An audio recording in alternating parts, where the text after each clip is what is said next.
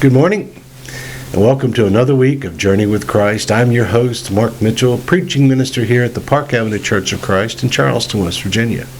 And I'm joined, as always, as our new qualified resident expert. He's not new, but I just keep saying that. I thought you said nude. Our new resident expert. New classification, resident expert. Either start over or get that out of your mind, one or the other. How's it going today, buddy? It's going very well. We had a good weekend together, and the biggest thing this weekend was Susie got on her computer, and for October the 12th in Nashville, Tennessee, she punched in those little buttons and bought 2 tickets to see the Doobie Brothers. Again? But this will be the last time we get to see them because they're closing up shop at the end of the year. Well, that's what they keep saying. Well, you know, they make a lot of money that way. So, no, this is the last one. This is the last one. Yeah. Well, it worked on me.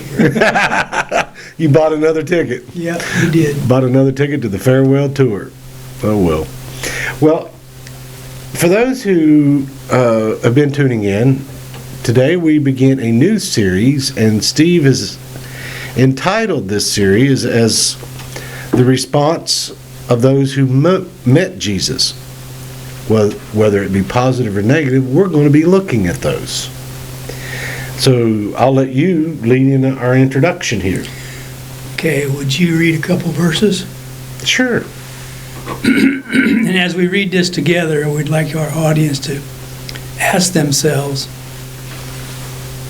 and maybe some of us can't even remember the first time we ever encountered the man Jesus. Mm-hmm. But most of us probably grew up in a church where they had vacation Bible school, and you know, there were things put up on the blackboard and things put up on the wall that we were taught this is the man that is the man. Mm-hmm.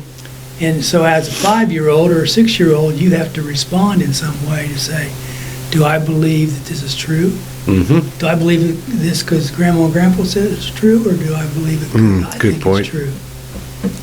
And, you know, one of the things that we had a family in our church where I grew up, and they expressed this idea one time in Bible class, and I thought, that's the silliest thing I ever heard. The older I get, the more I see that husband and wife were 100% right. Because if you teach your kids, there's a Santa Claus, there's an Easter Bunny, there's a Tooth Fairy, and then you come to this Jesus guy.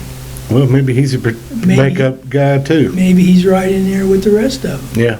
So when parents say to me, we teach a confrontation with Jesus differently than we would teach our kids to deal with Santa Claus, I think that's an honor. I think that's a good thing to do. Well, that's separating out the differences, you know. And we'll get real Mickey picky here, but it's just wrong to lie to your kids. It is. No matter what it is. Well, I think I told you this story.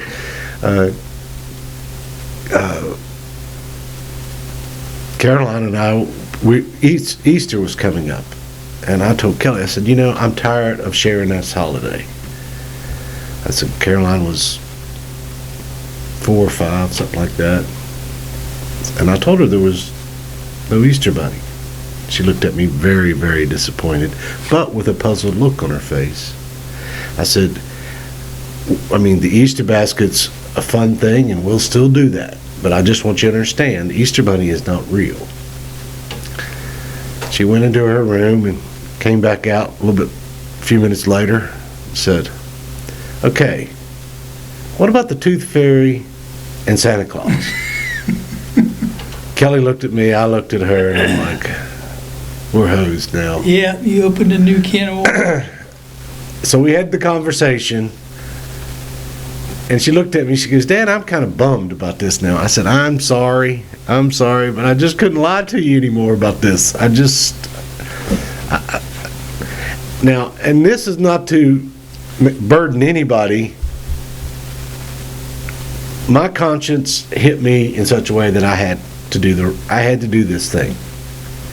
And Well, so- my kids grew up believing something that I taught them to believe, and that is, yes, there is a Santa Claus, but it's not that guy. yeah, It's not that guy who sits at the mall and you get up on his lap and you take Right. a picture. There is a Santa Claus, and you will experience Santa Claus, but that's not him. yeah. Mommy and Dad. Well, that's basically what we ended up doing with, I mean, I said Santa Claus originally was a real person who had given, and now we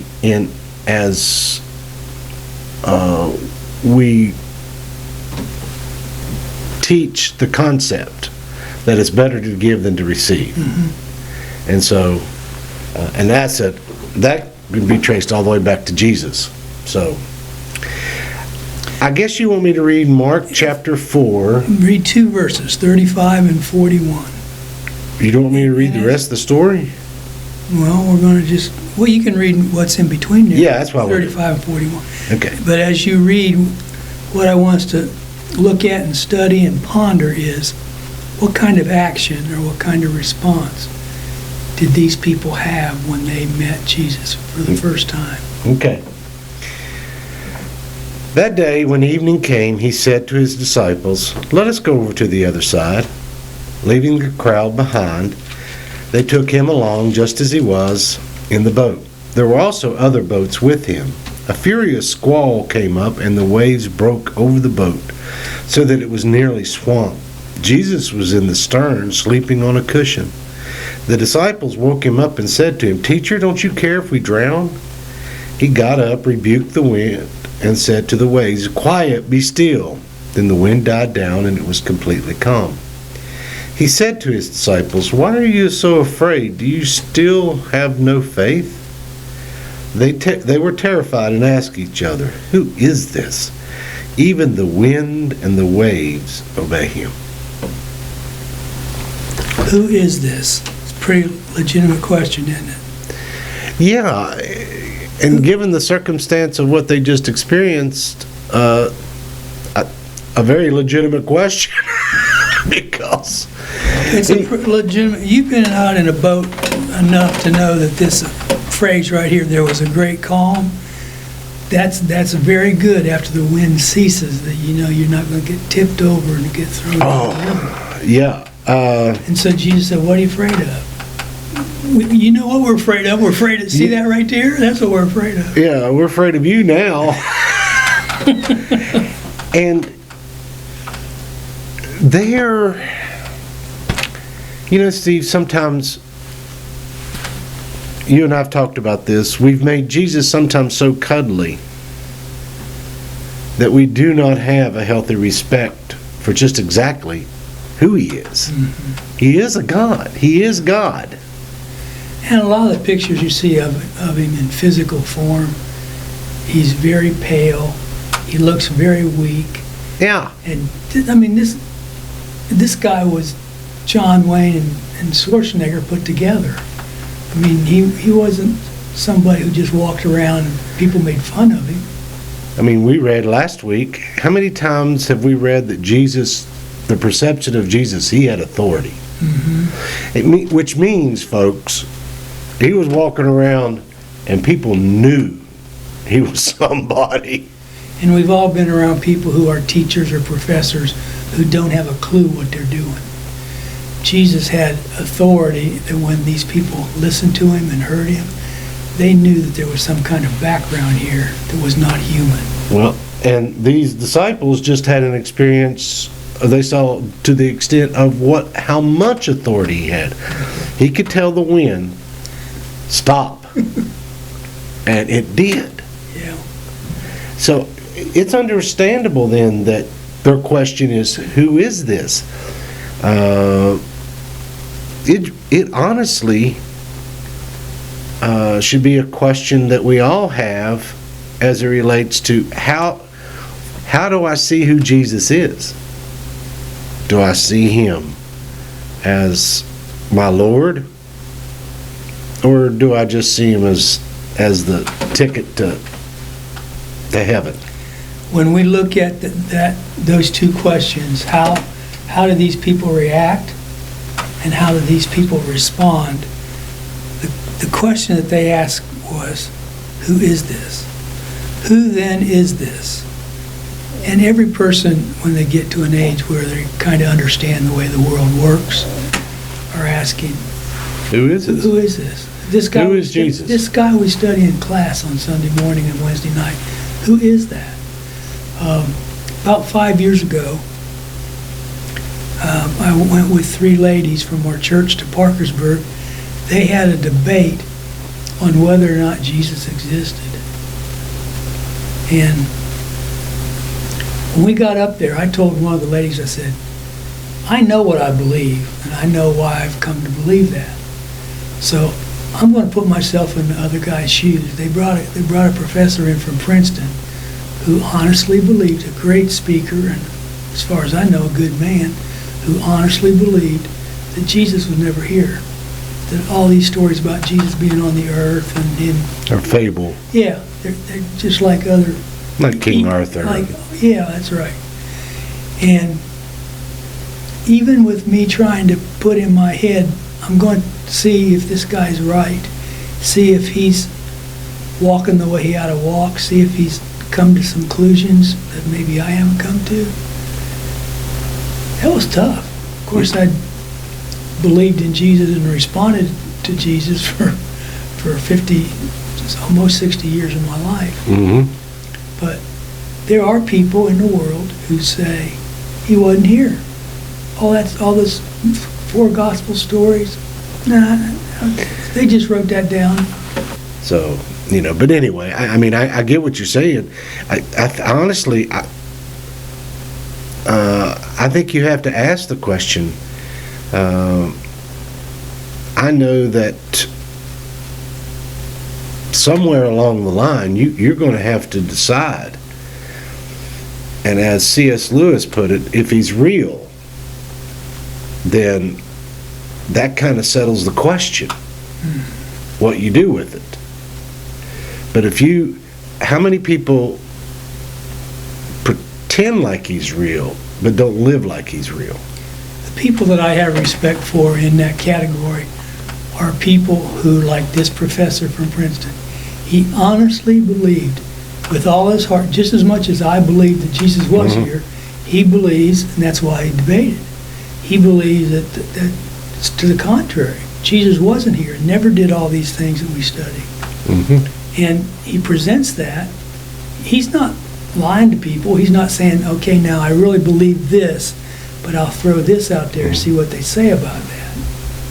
Instead, the response you have to make is like you said, is this true? Is this story true, or is it just made up? Is it a fable? Gotcha. Well, let's just close the door by saying there are a lot of honest, intellectual people who believe differently than other people in the world do. Oh, absolutely. And we ought to respect them as much. There are a lot of people who when believe we ask them to respect our ideas, we ought to respect theirs. Well, I would put more credibility to anybody who said, okay, Jesus was here, but he wasn't the Son of God, than to someone who say he wasn't ever here. Yeah. That to me is kind of moronic. But I'll just give you my honest opinion because there's too much historical accountability. Well, I'll give you his address after. No, I don't need to talk to him. You want to fly to Princeton and have him? No. Okay. No. But the part where he's not the Son of God, now that is a distinction of faith. That is not historical. Exactly. And that part, yeah. And in that context, that's how some people responded to him. Yeah. He's a good guy, he's a good teacher. But he's not I want to go hear him again. Yeah, he's a great speaker. I love what he has to say. Yeah. I mean, a lot of people in our world today love the concepts that Jesus teach, the Sermon on the Mount, the way he treated the poor, and so forth. They look at him and say, hey, in fact, there's a growing portion of followers of Christ who some of them have lost their depth of understanding that he is the Son of God.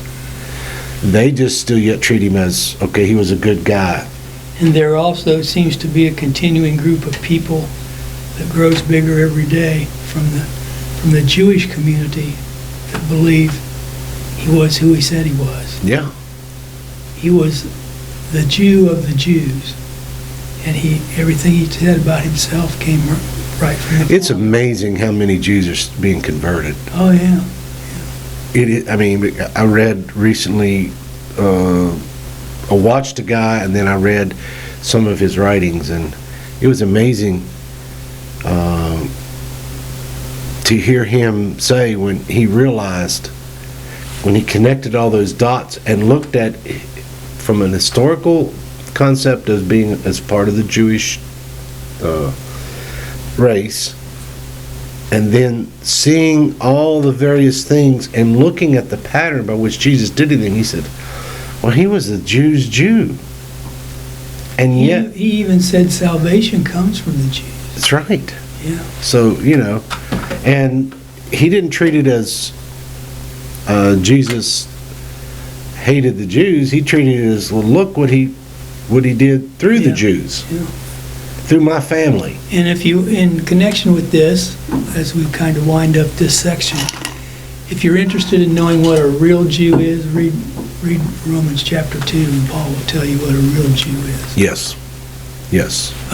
So the first question we're looking at today Who is is, this? who then is this? So in their time, they asked that question. In our time, we ask the same question.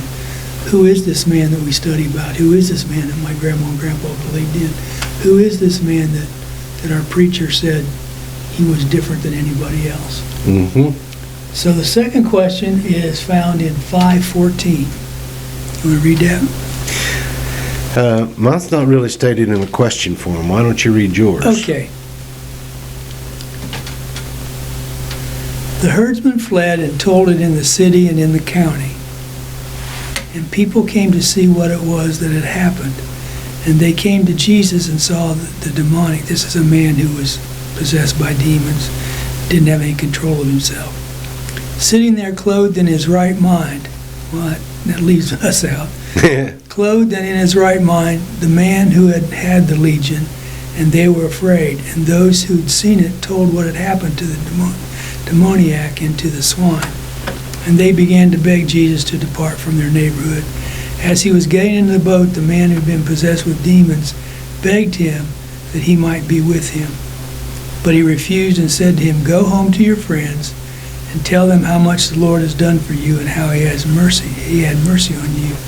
And he went away and began to proclaim in the Decapolis how much Jesus had done for him, and all men marveled. Okay, we pretty much know the first part of the paragraph.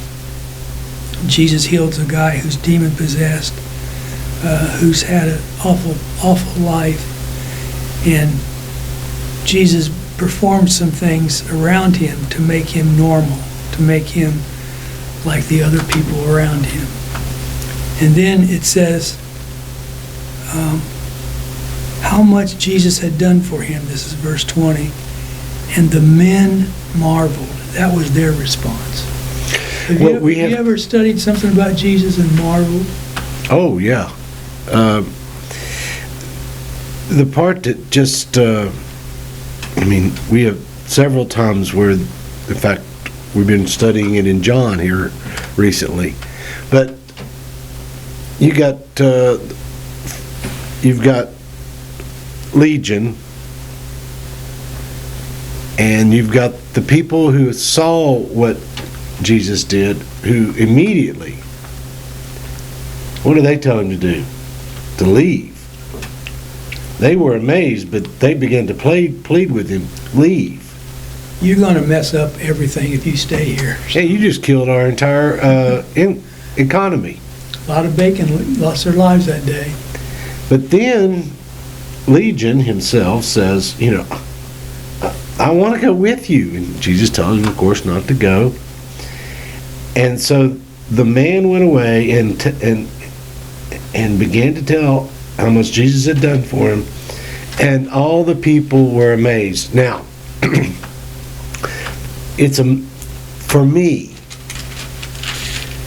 they weren't necessarily, their amazement was in fear of what Jesus did on the hill. Mm-hmm. But their amazement was what happened to the man that caught their eye. Because not only is this man now no longer full of demons, but he's out telling his story with a right mind and an understanding that for them, now they're blown away. He's what we call an eyewitness. Yeah. He was there. He had the effects that Jesus used to make him differently than he was before. And this word marveled, we don't use it that much. There aren't maybe a whole lot of things. We're used to absolutely wonderful things happening, so we're not marveled that much. But they looked at him and said, "There's got to be something different." All right. I'm just speaking for myself, but I bet there's a whole lot of people in our audience that have had either an experience, or you said something, or you felt something, or you knew you were going to do something and you knew it was right, and you marveled at that. You thought, that's not the norm. That's not what happens when normal things happen. And here, when it says he went away and began to proclaim in the Decapolis how much Jesus had done for him, and all men marveled. They were amazed in what Jesus had done to this man. Now, and you couldn't deny it. You couldn't deny it. There is almost a transition here. We've got, in our first story, who is this? Because he just told the wind to stop. Who is this? Because he just sent a bunch of demons into some pigs, and they just went off the cliff. And when these people see this, much like the disciples, their heads spinning. I don't know how to connect this. I don't know what this means. I don't know what kind of power this is. This man a sorcerer or something? But when the man... He's the best magician I've ever seen. Exactly. But when this man, who now has his right mind, is out telling what Jesus has done for him, now their story turns into an amazement, which, honestly, Steve, might be the greatest miracle that Jesus does to all of us in our lives, is that he changes us. How many people do you know who want to change their lives but can't? Jesus comes along and it happens. Mm-hmm. You can't deny the power that is in the idea and the reality of who Jesus is. I think what you said exactly right. You can't explain that. No. I've had people say to me, well, this happened to me one night. I was sitting on the couch and I was watching TV, and all of a sudden I just went over and turned the TV off and thought, I need to think about this for a little bit. And the more you thought about it, the clearer it was. Now, who was that? Was that you because you were such a brilliant scholar when you were in college? That's hearing the will of God in your life and saying, I'm not going to turn this down. I know this is the right thing to do. Now, I'm not saying you just jump over the cliff every time something like that comes along, but you study it and make some kind of connotation that this is what God wants me to do.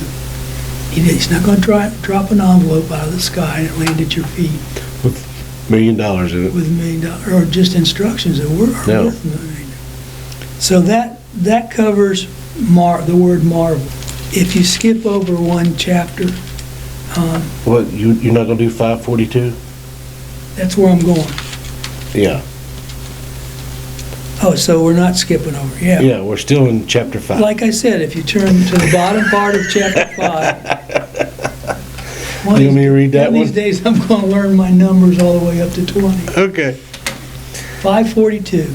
Immediately, the girl stood up and began to walk around. She was 12 years old. At this, they were completely astonished. He gave strict orders not to let anyone know about this and told them to give her something to eat. We have a story here of Jesus raising a little girl who, for all practical purposes, was dead. But of course, Jesus tells him, hey, no, she's not dead. She's just asleep. He raises her, and now, because, again, here's one of those moments. This doesn't make sense. I mean, I think maybe the best word you've used so far, that if you want to look and examine what Jesus, he's doing magician stuff. And our immediate reaction when you and I see magicians, we want to know, how do he do that?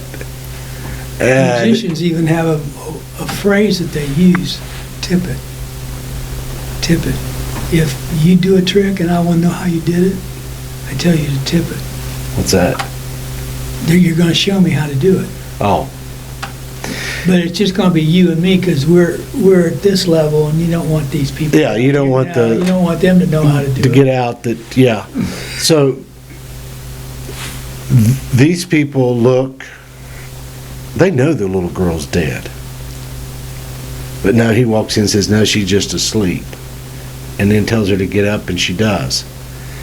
And what word is used in verse 42 that we've looked at in the other two sections? Astonished. Astonished. Completely astonished. The Revised Standard says they were filled with amazement. Yeah. I think everybody goes through life every once in a while seeing something that amazes you. Oh, yeah, absolutely. I've stood on the edge of an active volcano in Managua, Nicaragua. That was pretty amazing. That was amazing. That was, that was the best thing I did that year. The scariest thing I did. Susie was taking pictures, and she kept saying, "Move 2 steps. Get 2 steps back. 2 steps back." I'm amazed you came off that hill. I'm amazed too. I'm amazed that I thought about it and didn't. Usually I just do what she tells me. She was up there with me too, though. That was amazing. But see, that's, and here's the thing, Steve. Of course, everybody has a story, that something in their life that happened that is amazing. There are people whose lives went from the bottom to the top. There's people whose lives who's gone from addiction to non-addiction. There's people who've experienced some of the worst tragedies in their lives, but yet still give thanks to God, even in spite of some of the worst tragedies they've ever had. That's amazing, because most people without God turn bitter. My youngest grandchildren are both 12, and they're 2 little girls, and I can't imagine them dying and then somebody coming in and saying, "No, she's just asleep." Yeah. Because it tears your heart out when this guy knew that what he was talking about was right, that she had died. Mm-hmm. And Jesus said, "No, she's just asleep." Well, that's pretty amazing. Now, is that a magic trick? That's not magic. That came from the divinity of God. And Jesus embodied the divinity of God and could do things that, according to Mark's words in 43, do things that were absolutely amazing. Yeah, and there are instances in Jesus' ministry where there was I forget the Army colonel that made the shock and awe of the various wars. Oh, you mean... Yeah. Yeah, okay. I can't remember his name either, but I know it's kind of a weird name, but Jesus is performing some kind of shock and awe moments here in front of these people, and they're trying to make a distinction of exactly what's going on, which you've got the Pharisees later in this story who said, well, if just show us a miracle, we'll believe in you. Well, go talk to some people, because I've shown a bunch of miracles. And that's another way people responded. They looked right at him and saw him do something where the other people marveled, and they denied it. That's right. And there are people today in our world that see absolutely great things And deny it. and say, nah, that's not the way it happened. That's not what happened. No. So, Down in in chapter 6, at verse 6, it says, and I'm not going to read the introduction here, and he marveled because of their unbelief. Jesus is doing the marveling here. yeah, well, he's the one that's been marveled. Yeah. Yes. It's amazing. You can't see this. Are you kidding Take me? your blinders off. You kidding me? There's one more we can hit, okay? King Herod heard of it, for Jesus' name had become known, and some said John the Baptizer has been raised from the dead. That is why these powers are at work in him. But others says it's Elijah, and others said it's the prophet, like one of the prophets of old. But when Herod heard of it, he said, John, whom I beheaded, has been raised. For Herod has sent and seized John and bound him in prison for the sake of Herodias, his brother Philip's wife. He didn't like it too well, because he had married her. So what's going on here? What's going on here is there's some other people marveling at what Jesus has done, but they don't want to tell anybody they believe that. And in our world, there are probably all kinds of, what would you call them, illegitimate Christians, people that act like they're Christians, but they, deep in their heart, they know they're not. Mm-hmm. And sometimes if we're around people like that, we know they're not either. But Herod had to respond. Herod had to figure out, who is this guy? This is the first time he meets him. He's going to meet him a couple times later on, but this is the first time he meets him. So he's heard the stories. Now he's going to have to react. He's going to have to respond. Do I believe this, or do I think it's a bunch of malarkey or baloney? I don't know if the king would have said those two words, but you know what I mean. How do you react? How do you respond? One of our assignments for this week should be for us to, in the back of our head, think about the times that we have read things about Jesus that made us marvel, that made us say, who is this? Who is this? And what do I do with what I just understood? Because every one of the people who have seen Jesus had a response. Indifference is not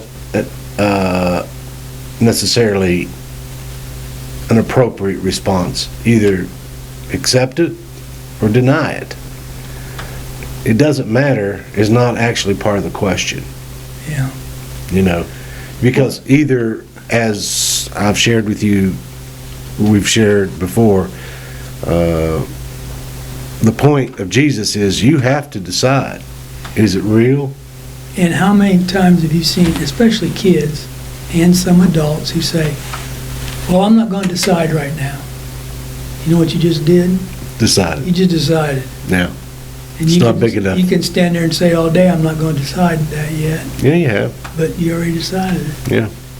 That's what people were doing in the ministry of Christ as well. Well, that will pretty much sum up what we have going on this week.